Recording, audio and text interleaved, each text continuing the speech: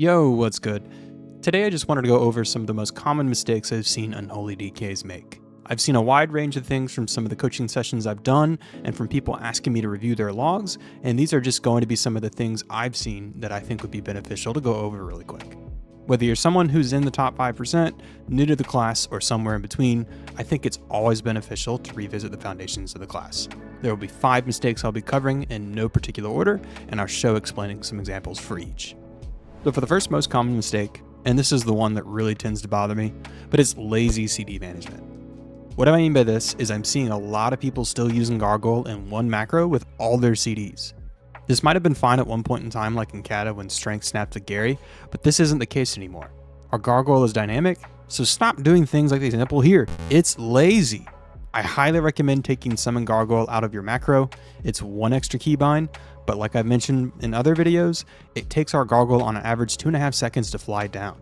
So that's 2.5 seconds you're missing out on uptime of any buffs when you're using things like Synapse Springs, Blood Fury, and your potion along with Summon Gargoyle. Synapse Springs is only 10 seconds by itself, so you're missing out on a good chunk of the uptime. And yes, you can argue this is a minor thing, but you can't argue doing this is helping your damage. I don't think it's too difficult to have Summon Gargoyle on its own. Now, if it helps you enjoy the class more by having to think a little less and just having a single button for it all, by all means, play however you like. Don't let me ruin your fun. But if you care about your damage, wait a few seconds after summoning Gargoyle before popping your CDs. The second most common mistake I'm seeing is large gaps between Soul Reaper casts once we're in execute phase, i.e. 35% or lower health. You should be using Soul Reaper every 6 seconds, and like the example here, you can see this 8 or 9 second gap between the first Soul Reaper cast and the second. And you might say to yourself, well Ketchup, it's only 2 or 3 seconds late.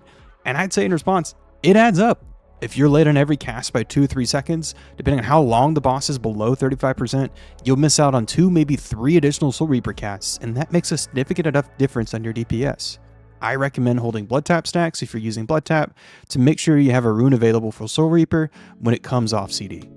The next most common mistake I see is wasting potential runes when using a power rune weapon, and I'm preaching a little myself when I say this. Now, this is harder to see and tell from logs, so I either recommend recording your raids with a tool like OBS or using the DK Analyzer tool. I'll have a link to the video I made going over setting up the browser extension for the Analyzer tool somewhere on the screen here.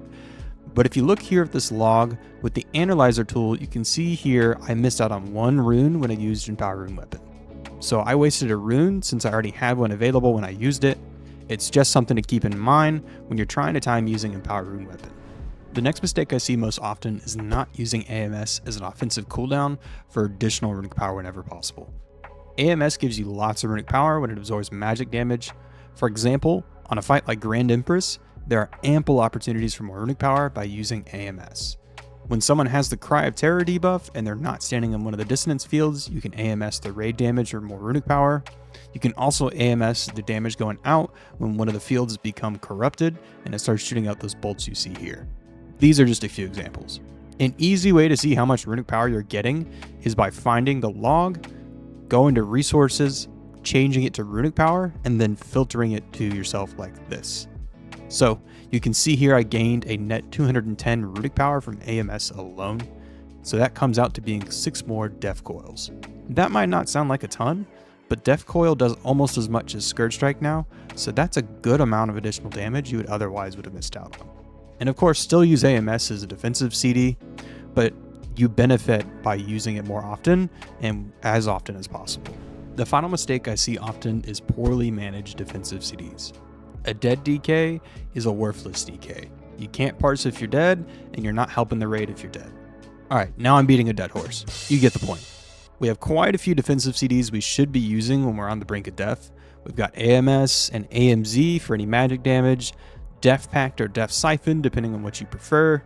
Purgatory if your raid doesn't utilize or need AMZ as much, which is practically a cheat death. And then Healthstones if you have a Warlock in your raid group.